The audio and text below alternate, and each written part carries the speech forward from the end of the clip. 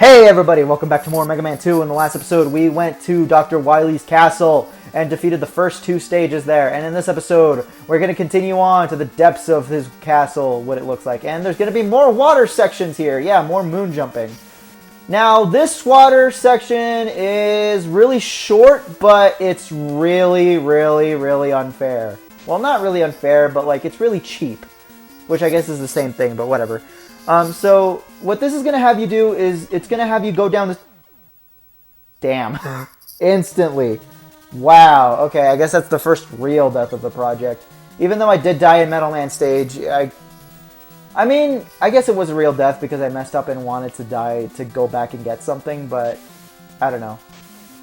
But yeah, those spikes are insta-death, just like any Mega Man game, and you pretty much have to maneuver around a whole corridor of them, which is really difficult because your movement is a little gimped from left to right underwater. And not only that, these sections are in the middle of these like screen switching areas. And for some reason, your momentum feels like it should reset, but it doesn't. And yes, that's a very jerkish placement of spikes. Just hold to the right, you should be fine. But yeah, like I was saying, there's a very weird way to how Mega Man handles that whole vertical falling shaft. It feels like he should lose his momentum, which if you hold to the left, you can see that he kind of does, but at the same time he kind of keeps it, so you pretty much just run into the spikes if you keep holding it, but whatever. Here we have the Guts Dozer, pretty easy. He's going to spawn in these Met Tools and shoot these projectiles, but just stand up here, use the quick boomerang. And he's dead. And you get a free seizure, no charge.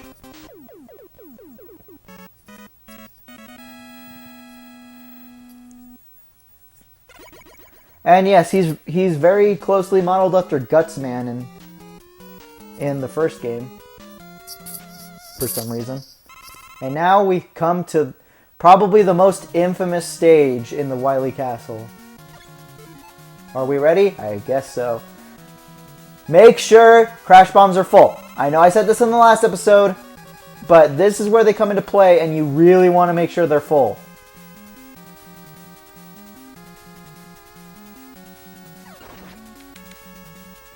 Alright, we go through here. Now this castle is going to have a lot of invisible floors, a la Castlevania 2 Simon's Quest, you know, the nerd's favorite game. So yeah, the best way to tell which floors are invisible is by using the bubble lead, since the bubble lead kind of like skids along the ground. So if you use it, it'll kind of reveal where the invisible floors are like that. So I guess it is like Castlevania 2 Simon's Quest with throwing holy water at everything. But there are pretty much only 3 invisible floors that actually matter, like these 2 right here, right above this right under this ladder, and then the last invisible floor in this area, which is right above these spikes, which is really jerkish, yeah. But pretty much you want to jump around here, and you should be dead. Alright, minor setback. How many lives do I actually have? 13, jeez. Never had this many lives, wow. Maybe I should have done difficult mode. Wow! Nice!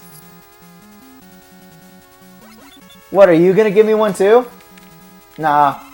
Hey, he did give me some health though, which I did need, so that's also pretty good.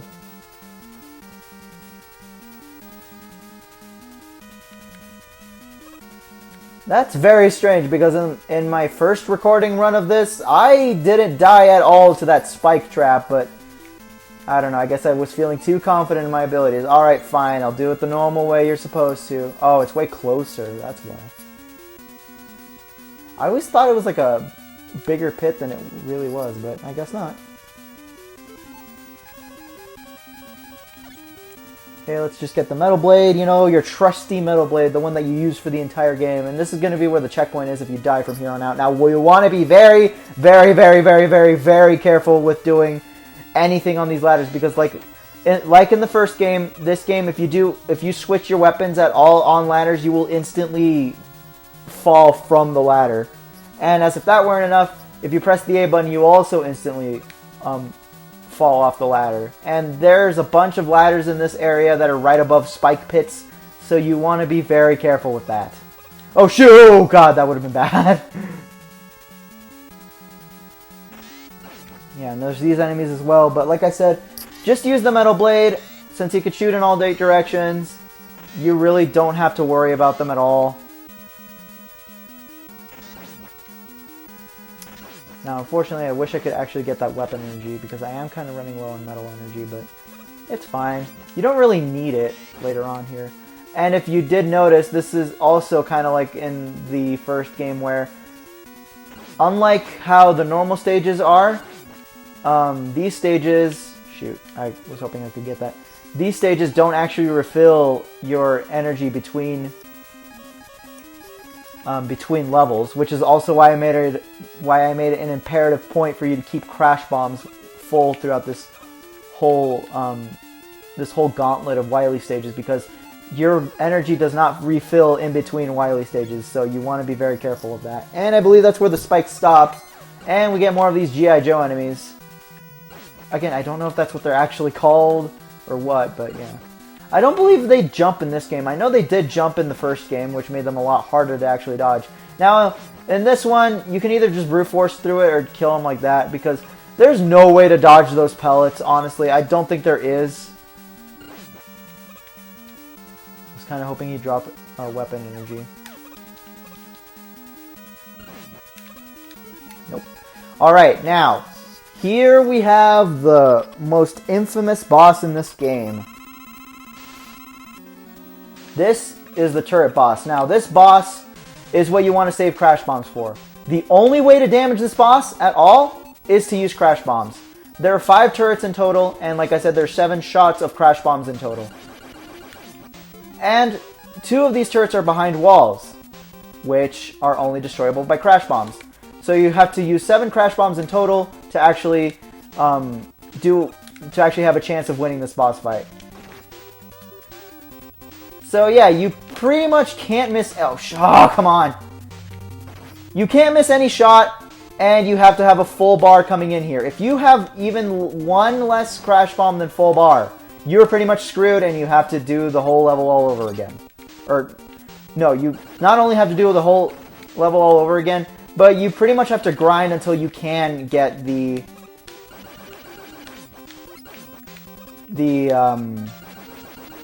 crash bomb energy, because there's not very many areas that are useful to grind up energy in this game, in this level.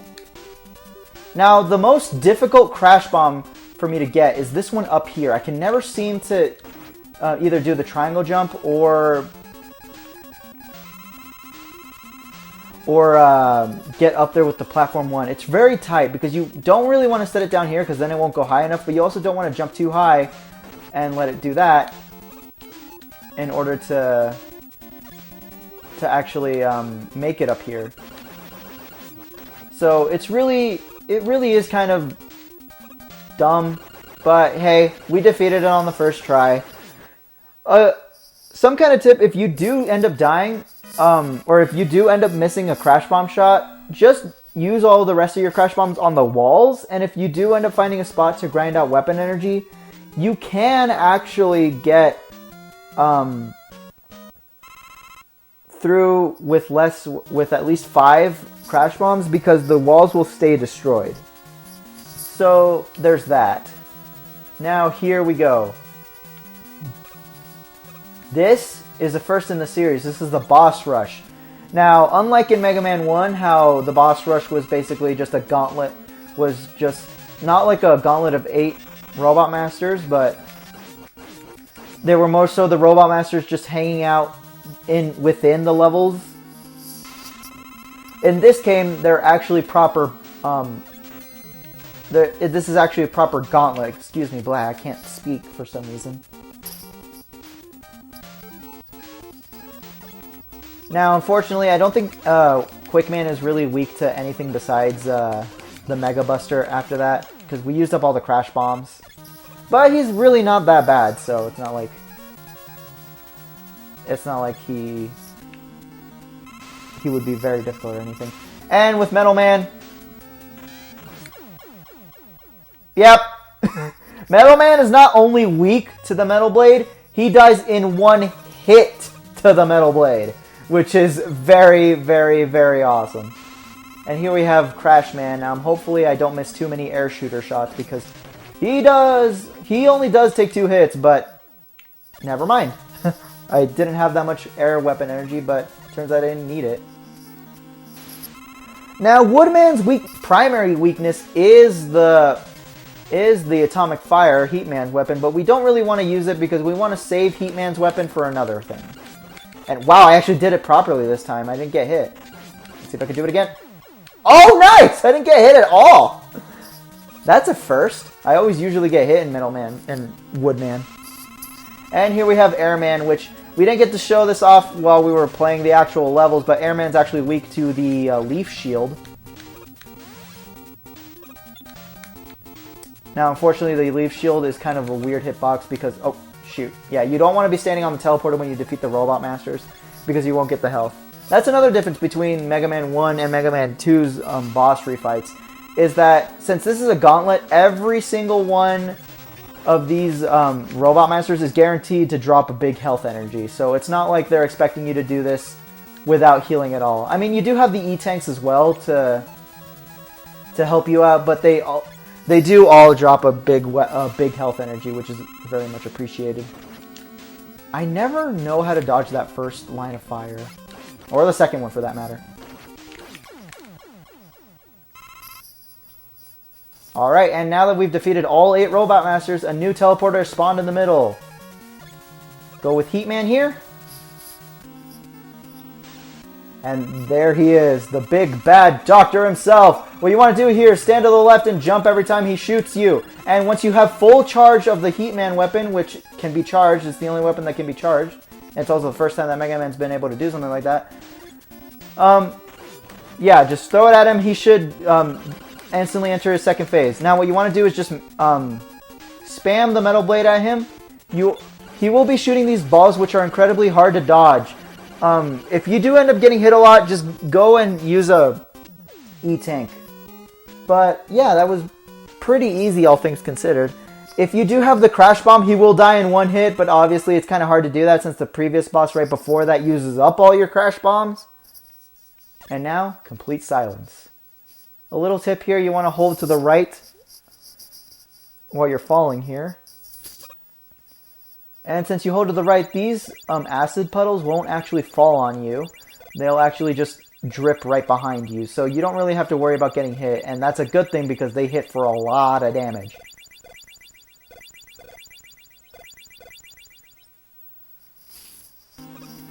Now it's time to take care of Wily, that little human. Whoa! Oh! Oh! Oh! God! Okay, yeah. So he turns into this alien creature thing for some reason, and his only weakness is the bubble lead.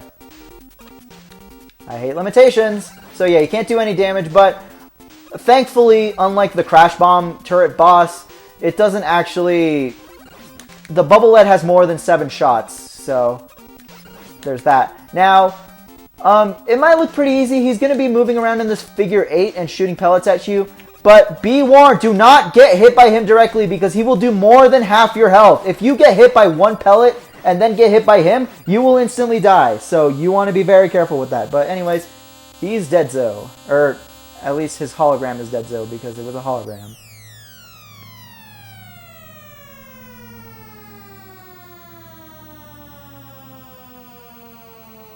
It's not going to work, dude. You turn it off.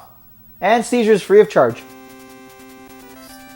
And he bows down to us once again. And Mega Man just stands there saying nothing. Because... I don't know. And that, my friends, was Mega Man 2 for the NES. A clear improvement over the first game, and the game that shot the Blue Bomber into the mainstream. This game does deserve a lot of respect just for what it did for Mega Man. Because remember, as far as Super Mario Bros. And The Legend of Zelda go back in this time, the first game sold really well, so a sequel was a no-brainer for each of those series. And they gave them the liberty to take risks, like with Super Mario Bros. 2 not being the traditional Mario game like Super Mario Bros. 1 was, and Zelda 2 being more of an RPG than an adventure game. But Mega Man really didn't have that much leeway for experimentation. Hell, this game wasn't even commissioned by Capcom. This was on the developer's free time. It was a clear improvement over the first game. It gave Mega Man a very good game to go with the NES. It gave him the fame that he now has. Mega Man owes a lot to Mega Man 2, and I feel like this game does get the credit it deserves. I mean, a lot of people call it overrated, but honestly, with what this game did for Mega Man, gave him a name in the industry. It gave us a good game with good music. It streamlined the password system, which is something that I didn't even talk about throughout the whole Let's Play, by the way, which is kind of weird. Yeah, instead of beating the game in one whole go like in the original, you can actually use a password system, which is what I used, actually. I took a couple breaks here and there between the Robot Master videos. But yeah, Mega Man 2 definitely did a lot for a late release NES game.